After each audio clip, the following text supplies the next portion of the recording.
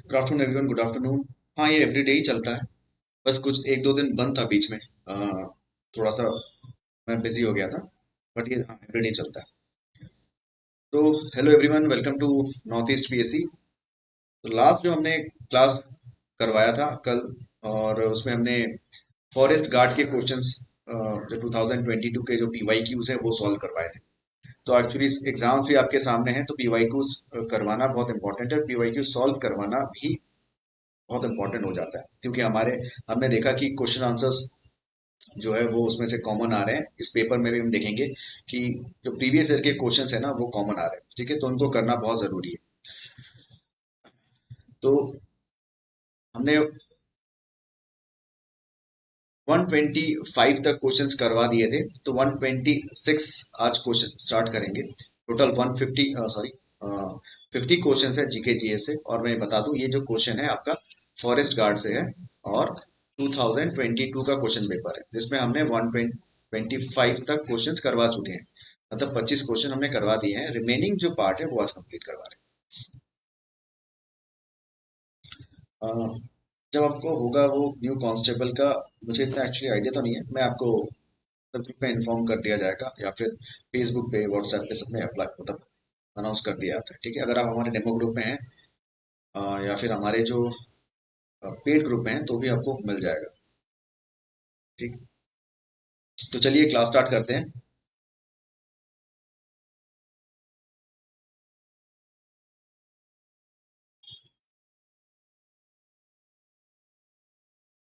तो आज का question number 126। World longest salt cave has been recently discovered at. Option है आपके इजिप्ट, इसराइल, यूएई या फिर यूएसए।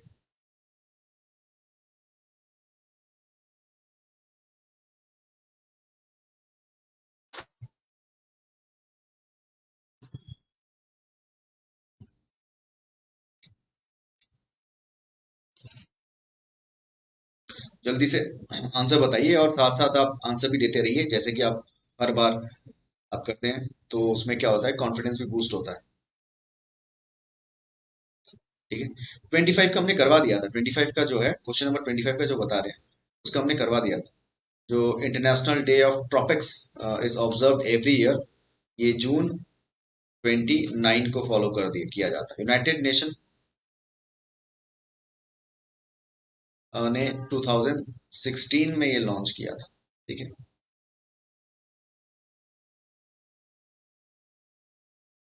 मुझे बताइए कि 126 का आंसर बताइए। देखिए आंसर है इसराइल। ठीक है, आंसर है इसराइल। इसराइल में माउंट सोदोम बल बोल के एक मतलब माउंटेन है, वहां पर ये सॉल्ट केव डिस्कवर्ड हुआ है। ठीक है, तो आंसर होगा ऑप्शन बी। तो आप देख सकते हैं करंट अफेयर्स इसीलिए बहुत इंपॉर्टेंट है। नेक्स्ट आ जाते हैं क्वेश्चन नंबर 127 में। IndARC is India's first.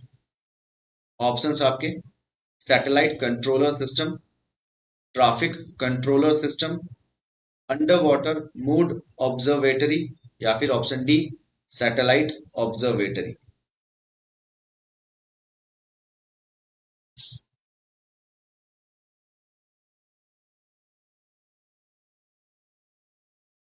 127 का आंसर बताइए मुझे।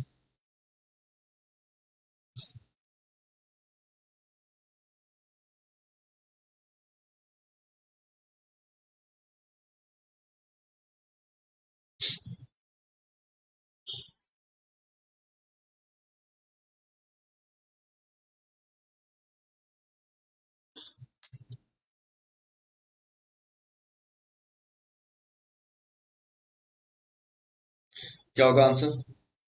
आंसर होगा आपका ऑप्शन हाँ, अंडर वाटर मूड ऑब्जर्वेटरी। तो एंड आर्क जो है वो अंडर वाटर मूड ऑब्जर्वेटरी है। ठीक है, आगे बढ़ते हैं।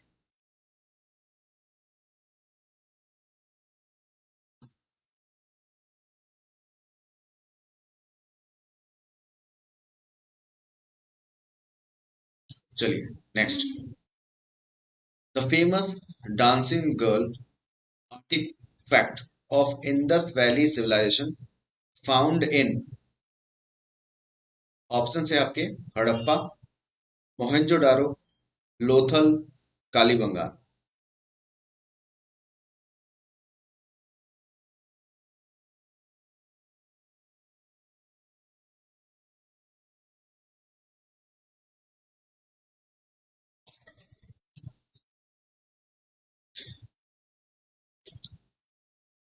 इजी क्वेश्चन है, 128 का आंसर बताइए मुझको। डांसिंग गर्ल, जो bronze statue of dancing girl या फिर कॉपर आर्टिफैक्ट जो भी है, तो जो बनाया गया था, तो ये कौन से इंडस वैली सिविलाइजेशन में मिला है?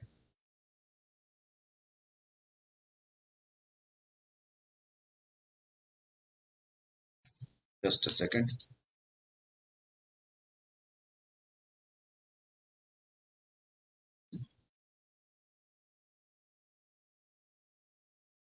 हाँ, ठीक है, ऑप्शन होगा, मतलब आंसर होगा ऑप्शन बी, मोहनजोदारो में। बहुत इंपॉर्टेंट, अच्छी बात।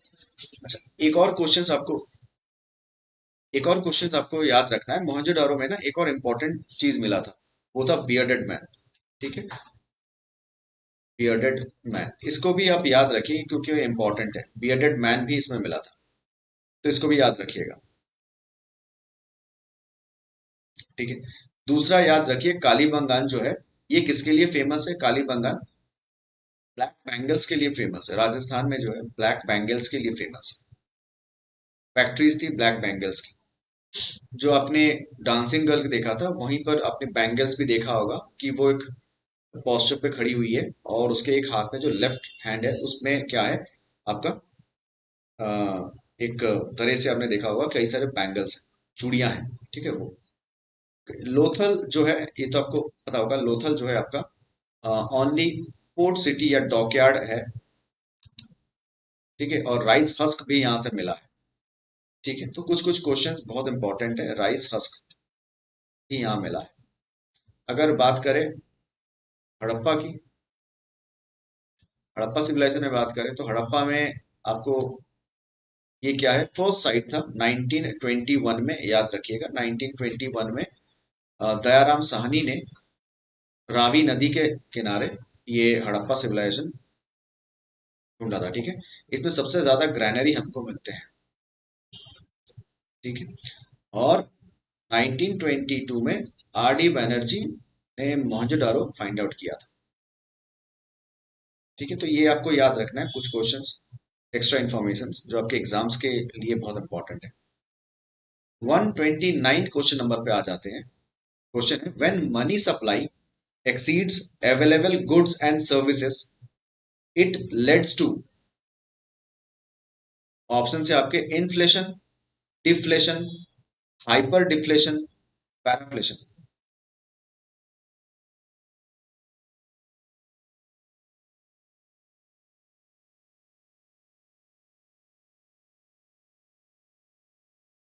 मुझे 129 का आंसर बताइए जल्दी से।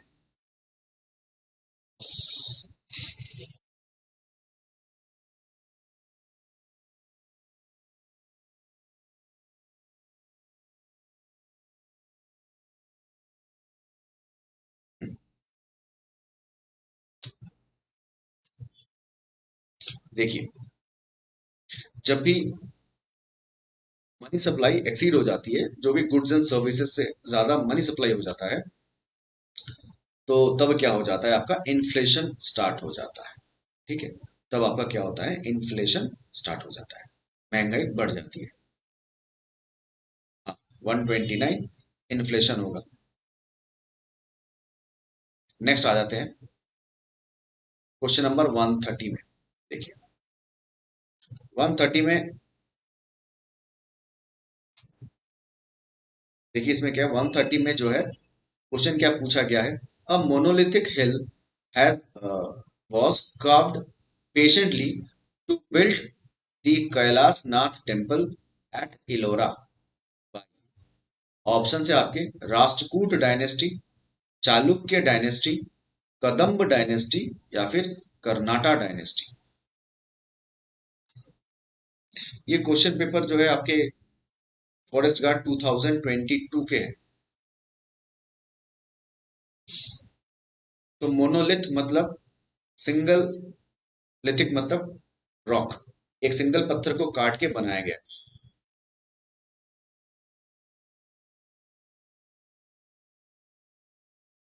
जल्दी से 130 का आंसर मुझे बता दीजिए, 130 का आंसर।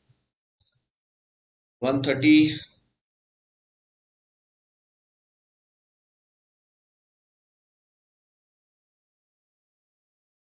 ए, ओके, बाकी टी।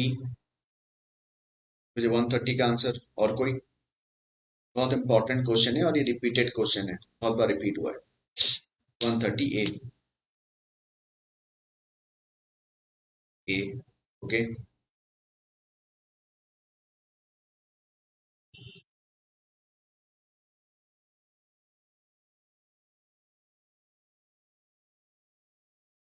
देखिए, इसका आंसर होगा राष्ट्रकूट डायनेस्टी।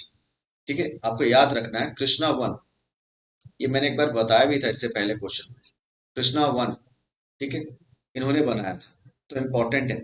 याद रखिए, इलोरा में टोटल 34 केव्स हैं, जिसमें बुद्धिज्म, जैनिज्म और हिंदुइज्म तीनों का ही केव्स हैं। लेकिन अगर हम अजंता की बात करें, अजंता में 29 है और ये बुद्धिज्म के रिलेटेड है। ठीक है,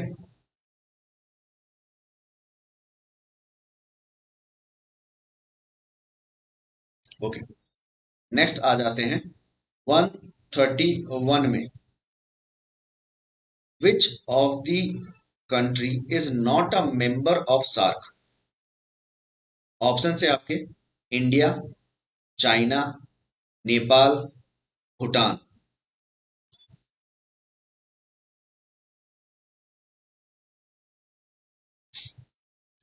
131 का आंसर बताइए। Not a member of SAARC.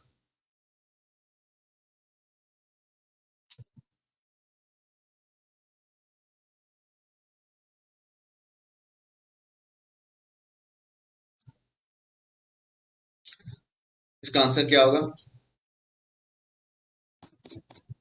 Answer होगा ऑप्शन बी, चाइना। ठीक है, सार्क जो कि 1985 में बना है।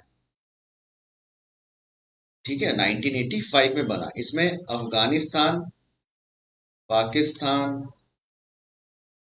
भूटान, फिर आपका हो गया नेपाल, श्रीलंका,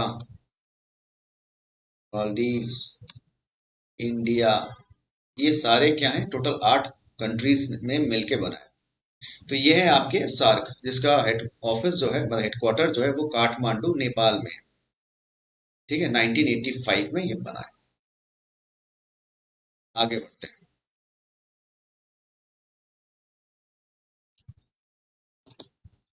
दी headquarter of international labour organization is located eight.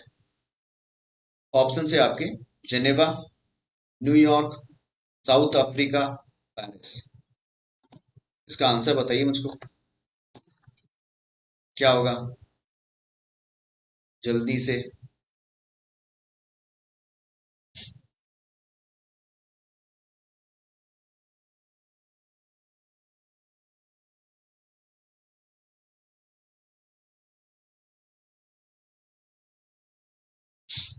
इसका आंसर होगा 132 ए, जेनेवा।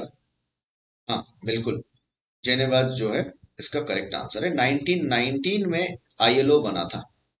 ठीक है, हाँ, जेनेवा स्विट्जरलैंड, एकदम बिल्कुल करेक्ट आंसर है। बिल्कुल सही है। तो आपको कुछ क्वेश्चंस देखिए, ये आपको हेडक्वार्टर्स जो है ना वो पूछे जा रहे हैं।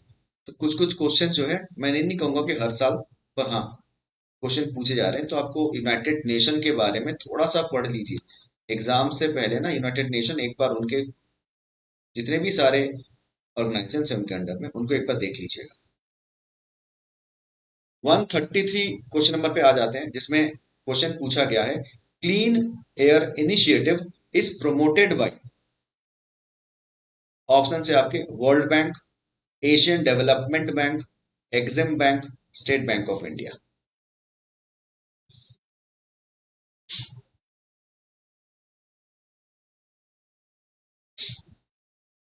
133 का आंसर बताइए जल्दी से।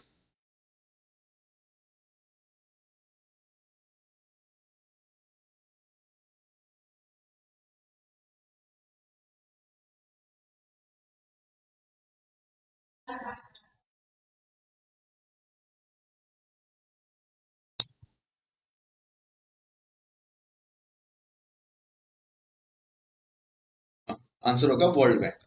ठीक है, ये कब बना था? 1999 में बना था। ठीक है, 1999 में बना था वर्ल्ड बैंक। ठीक है, क्लियर। ओके, नेक्स्ट क्वेश्चन में आ जाते हैं।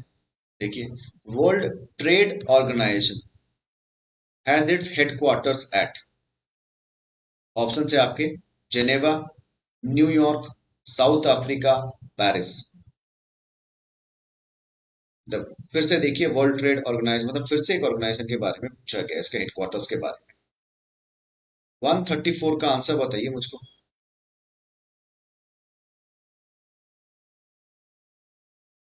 इसका आंसर होगा जेनेवा। फिर से जेनेवा आंसर है। ठीक है, ये कब बना था? 1995 में बना था वर्ल्ड ट्रेड ऑर्गेनाइजेशन, और इसका हेडक्वार्टर कहाँ है? वही जेनेवा, स्विट्जरलैंड, जहां पर आईएलओ का था, Indian sorry international labour labour organisation का। हाँ, बिल्कुल सही। नेक्स्ट क्वेश्चन में आ जाते हैं 135 में।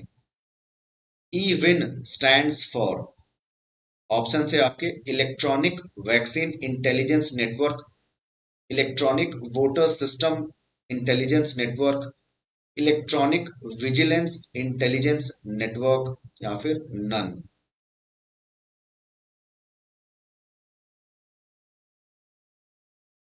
135 का मुझे आंसर बताइए। 135 आंसर क्या होगा? Option A, electronic vaccine intelligence network. इसको लॉन्च किसने किया था? इसको लॉन्च किया था मिनिस्ट्री ऑफ हेल्थ एंड आपका फैमिली वेलफेयर, है ना? Family welfare, ministry of health and family welfare ने लॉन्च किया था। ठीक है, आगे बढ़ते हैं।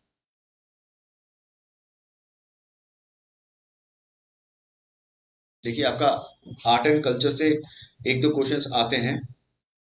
तो 136 जो क्वेश्चन है वो आर्ट एंड कल्चर का ही है। Pattadakal group of temples belonged to. Option है आपके Rashtrakuta dynasty, Chalukya dynasty, Kadamba dynasty, Karnata dynasty. इससे पहले एक क्वेश्चन पूछा गया था एलोरा से, और फिर आपका यहाँ पर एक क्वेश्चन पूछा गया है। तो आर्ट एंड कल्चर से भी क्वेश्चंस आ रहे हैं, तो आपको उनको थोड़ा सा याद रखना होगा। मुझे 136 का आंसर बताइए जल्दी से।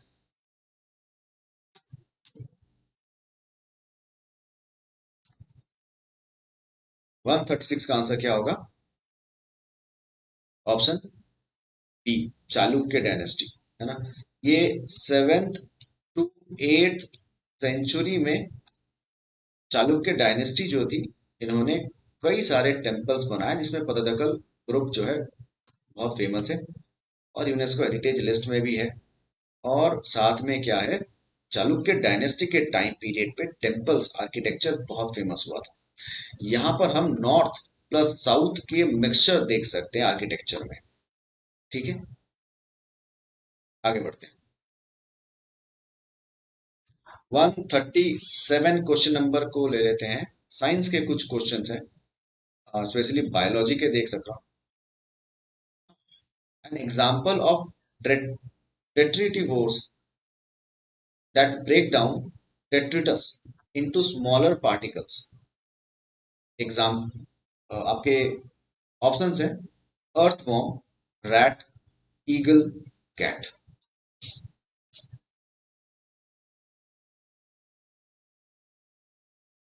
137 का आंसर मुझे बताइए जल्दी से।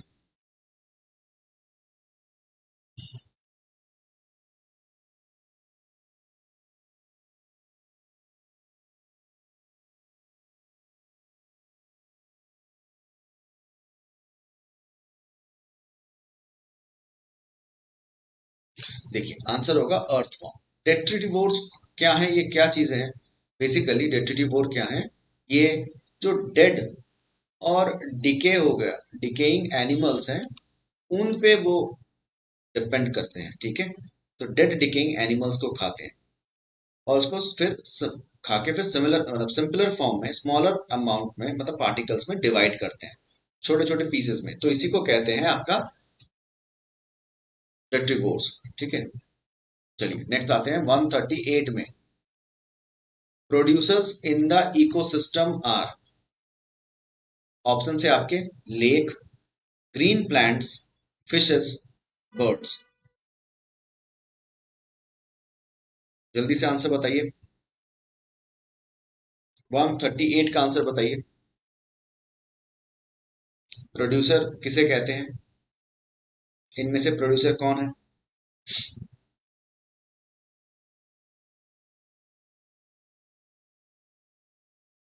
देखिए 138 का आंसर क्या होगा? Green plant. सिंपल सा है, क्योंकि फोटोसिंथेसिस ये प्रोड्यूसर्स हैं, प्रोड्यूस करते हैं, अपना खाना खुद प्रोड्यूस कर सकते हैं। ठीक है, इसी वजह से।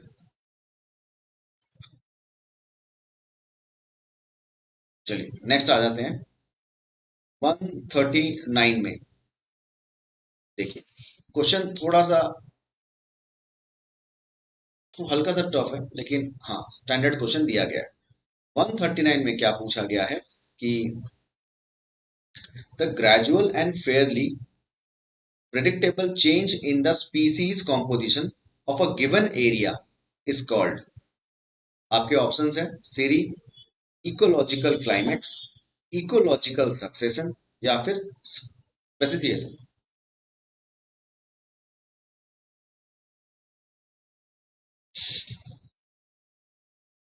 जल्दी से बताइए इसका आंसर।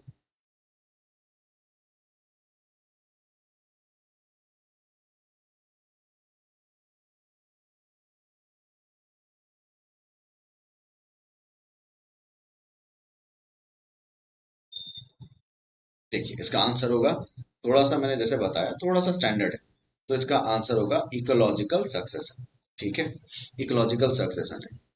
अब देखिए क्या हो जाता है, स्पेसिएशन क्या हो जाता है, इसको थोड़ा सा जान लीजिए, क्या पता इससे क्वेश्चन पूछ लिया जाए। इसमें क्या होता है, अराइज ऑफ न्यू स्पीसीज बनते हैं, किसी पर्टिकुलर एरिया में न्यू स्पीसीज का दिखाई देना, अराइज ऑफ न्यू स्पीसीज, उसे कहते हैं हम स्पेसिएशन। ठीक है, इकोलॉजिकल क्लाइमेक्स अगर पूछा जाए, इसमें क्या होता है, ये फाइनल स्टेज है, final stage of a particular area, किसी भी एरिया का एक स्टेज जहां पर प्लांट्स एंड एनिमल्स जो है क्या करते हैं, स्टेबल फॉर्म में रहते हैं, स्टेबिलिटी रहती है, उसे कहते हैं हम इकोलॉजिकल क्लाइमेक्स। अगर बात करें हम सीरी की, सीरी में क्या हो जाता है कि किसी भी पर्टिकुलर एरिया में ना, कोई एक एरिया है, उस एरिया में इकोलॉजिकल जो चेंजेस आ जाते हैं, इकोलॉजिकल चेंजेस आ जाते हैं। ठीक, ठीक है, कम्युनिटी में जो है उस पर्टिकुलर एरिया में चेंजेस आ रहे हैं ओवर टाइम। ठीक है, तो मतलब समय के साथ साथ कई सारे चेंजेस दिखते हैं इस एरिया में।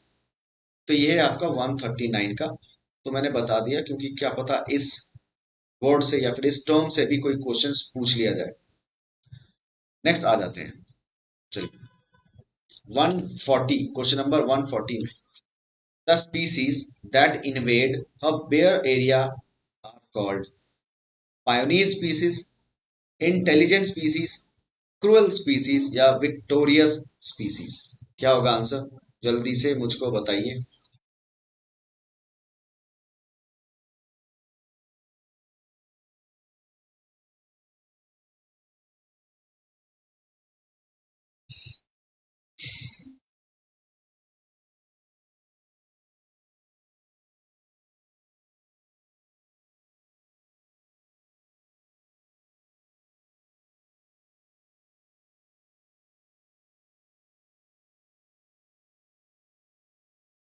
इसका आंसर होगा पायोनियर स्पीसीज। ठीक है, जो कि बेयर एरिया, खाली एरिया को कवर कर ले, उसको बोलते हैं पायोनियर स्पीसीज। नेक्स्ट आ जाते हैं 141 में। कवच is submarine spaceship with solar capabilities, Meta scale super computer, anti collision system in trains. तो कवच क्या है ये मुझको बताइए जल्दी से। क्वेश्चन नंबर 141 का बताइए।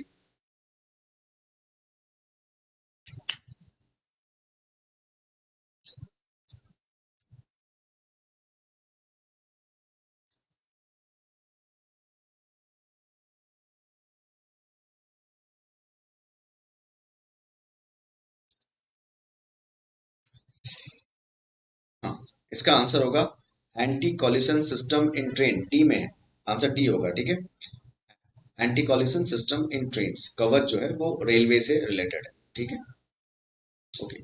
आ जाते हैं हम नेक्स्ट क्वेश्चन में 142 में। चलिए, क्वेश्चन नंबर 142 क्या पूछा गया है।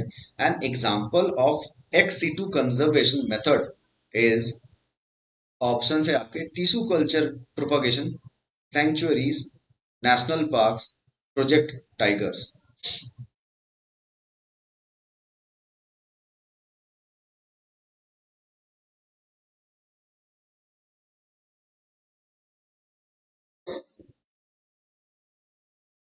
142 का आंसर मुझे बताइए।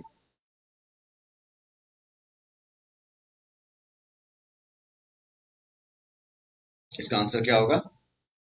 Tissue culture propagation. ठीक है, देखिए, टिश्यू कल्चर प्रोपगेशन हो गया, आपका सीड बैंक हो गया, है ना, फिर आपका जू हो गया, जूलॉजिकल पार्क, या फिर बॉटनिकल जो गार्डन्स हो गए, ये सारे क्या है आपके एक्स सीटू में आ जाते हैं। एक्स सीटू मतलब क्या हो जाता है कि उनके जो पर्टिकुलर जो एडेप्टेशन है एनिमल्स और प्लांट्स के, उसके बाहर अलग से उसको बनाना। ठीक है, जैसे जू, बॉटनिकल गार्डन, सीड बैंक्स, इनकी, इनको फिर क्या करना, रिसर्च करना। इन सिटू में क्या हो जाता है, उन इन सिटू में उनका जो एनवायरनमेंट है उसी में रिसर्च करना, या फिर उसी पे उसको कंजर्व करना। जैसे आपके सेंचुरीज हो गए, नेशनल पार्क हो गए, प्रोजेक्ट टाइगर्स, ये सारे क्या हैं आपके उन जंगलों में ही जहां पर वो एनिमल्स या ट्रीज रहते हैं, मतलब है, उसी में उसकी कंजर्व करने की कोशिश। ठीक है, तो ये है आपका इन सीटू और टिश्यू कल्चर प्रोपोगेशन हो गया आपका एक्स सीटू। आगे बढ़ते हैं, चलिए। 143 question number. Government of India has passed the Environment Protection Act in the year 1976, 1986, 1956 या फिर 1996। क्या होगा आंसर?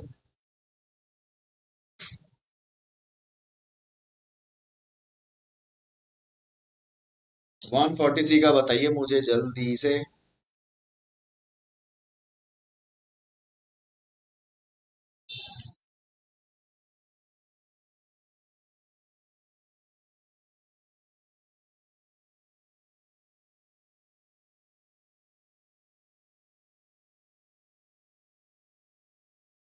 आंसर होगा आपका 1986। हाँ बिल्कुल, 1986 इज द करेक्ट आंसर।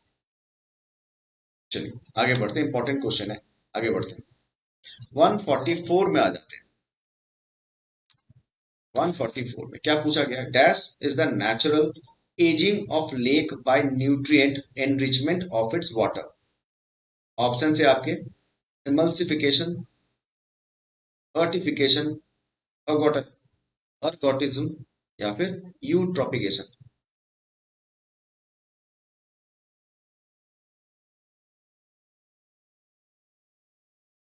क्या होगा आंसर, जल्दी से बताइए। हाँ, गुड आफ्टरनून। ये मैंने अभी बताया था, ये आपका जो फॉरेस्ट गार्ड 2022 का क्वेश्चन है। क्वेश्चन नंबर 144 का आंसर क्या होगा, यूट्रॉपिकेशन। इसमें क्या हो जाता है कि न्यूट्रिएंट्स बहुत ज्यादा एनरिच हो जाते हैं, लेकिन इस एनरिच के कारण क्या होता है, एल्गल ब्लूम हो सकता है। एल्गल ब्लूम मतलब बहुत ज्यादा एल्गी अटैक कर सकते हैं, जो कि जो नेचुरल स्पीसीज है उसको खतरा भी हो सकता है। जो फिशेस जो भी हैं और जो प्लांट्स हैं उनको खतरा हो सकता है उस पॉन्ड में या लेक में या जहाँ कहीं पर भी हो। तो इसी को बोलते हैं यूट्रॉपिकेशन। इसमें अचानक से न्यूट्रिएंट्स ज्यादा हाई हो जाते हैं, इनरिच हो जाते हैं। ओके, आ जाते हैं 145 में क्वेश्चन नंबर, और देखते हैं क्या है question. Okay, inflation target to be set by the government of India in consultation with the Reserve Bank once every dash years। Option है आपके 3, 4, 5, 1। 145 का मुझे आंसर बताइए जल्दी से।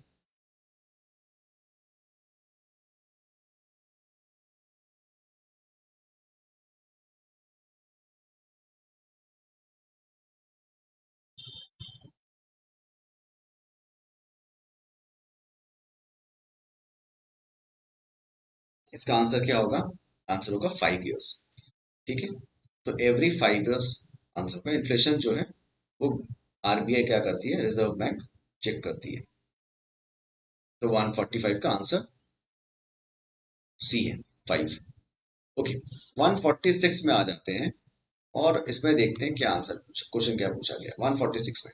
The second biggest Buddhist monastery in Asia is at Dharamshala, Lhasa, Tawang, Thimphu. 146 का answer मुझे बताइए जल्दी से।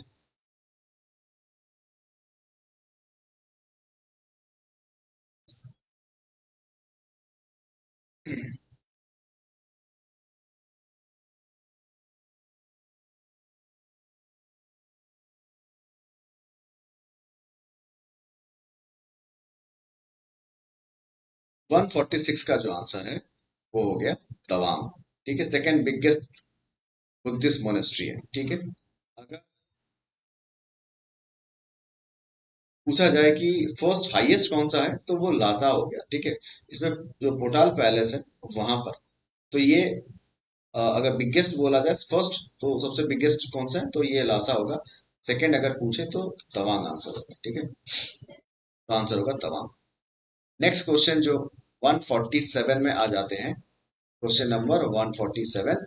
इसमें क्या पूछा गया देखते हैं। The train Arunachal AC express runs between, option है आपके Yupia to New Delhi railway station, Yupia to Delhi airport, Naharlagun to Tinsukia, या फिर नाहरलगुन टू आनंद विहार टर्मिनल दिल्ली। ये तो इजी है 147 का, जल्दी से आंसर दीजिए इसका। 147 का आंसर क्या होगा?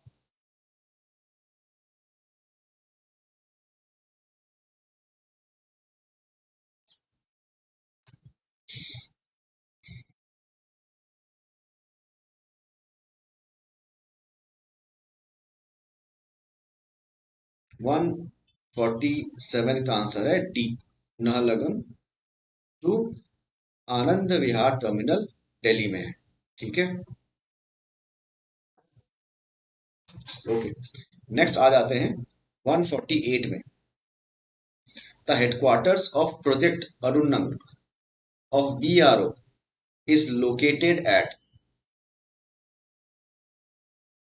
ऑप्शंस आपके पासीघाट, नाहरलगुन, बॉमडीला, तवांग। 148 का आंसर बताइए।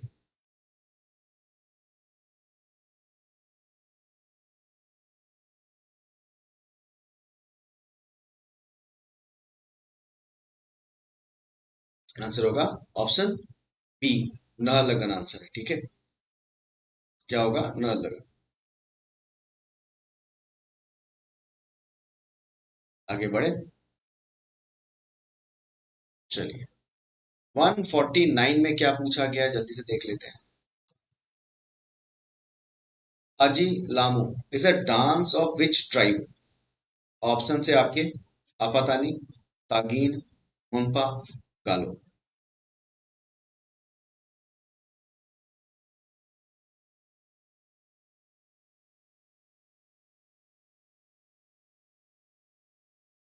149 का क्या आंसर होगा, जल्दी से बताइए। 149, 149 का आंसर बताइए।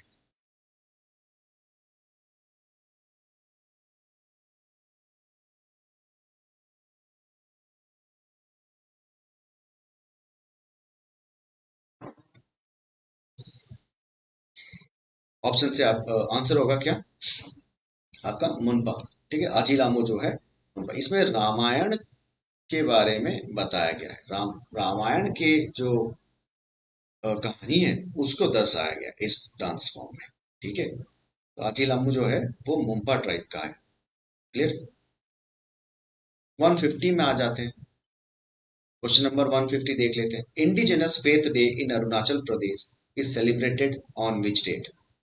ऑप्शंस: 1 जनवरी, 1 अप्रैल, 1 सितंबर, और ऑप्शन डी 1 दिसंबर। 150 का आंसर बताइए जल्दी से।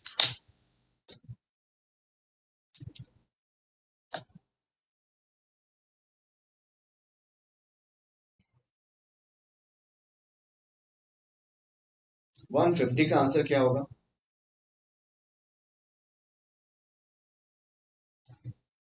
ऑप्शन है, आंसर होगा ऑप्शन डी 1 दिसंबर। इसमें क्या है कि अरुणाचल में जो भी मिक्स्ड वैरायटीज ऑफ कल्चर्स हैं, कई सारे ट्राइब्स हैं, तो इनके एक साथ यूनाइटेड फॉर्म में रहना, इसी को सम्मान मतलब जो बताते हुए सम्मान जो है वो आपको रिस्पेक्ट जो है वो दिखाने के लिए ये इंडिजिनस फेथ डे 1 दिसंबर को पालन किया जाता है, सेलिब्रेट किया जाता है। ठीक है, तो हमारे टोटल 150 क्वेश्चंस खत्म हुए। ये आपके फॉरेस्ट गार्ड 2022 के क्वेश्चन पेपर थे और हमने देखा एपीएसएससी में किस तरीके से क्वेश्चंस आ रहे हैं। नेक्स्ट क्लास में, मतलब कल जो क्लास होगा उसमें हमने अप्रैल के करंट अफेयर्स स्टार्ट करने हैं। ठीक है, तो अप्रैल के करंट अफेयर्स हम स्टार्ट कर देंगे कल। ठीक, ये ओके, उसको खत्म करेंगे। तो अप्रैल तक हम खत्म करवा देंगे, और साथ में आपके पीवाईक्यू जैसे चल रहे हैं चलते रहेंगे। इसका मतलब पीवाईक्यू जो सीरीज है वो नेक्स्ट क्लास में कोई दूसरा मैं क्वेश्चन पेपर लेके आऊंगा और उसी को सॉल्व करवाऊंगा। ठीक है, तो हमारा आज का क्वेश्चन पेपर कंप्लीट हुआ। तो आप लोग क्वेश्चंस को देखते रहिए और समझते रहिए कि किस तरीके से क्वेश्चन पेपर्स आ रहे हैं। पुराने जितने भी वीडियोस हैं उनको एक बार फॉलो कीजिए, समझिए कि किस तरीके के क्वेश्चंस आ सकते हैं। रिवीजन जारी रखिए और पीवाईक्यूज फॉलो कीजिए। ठीक है, तो आज के लिए इतना ही।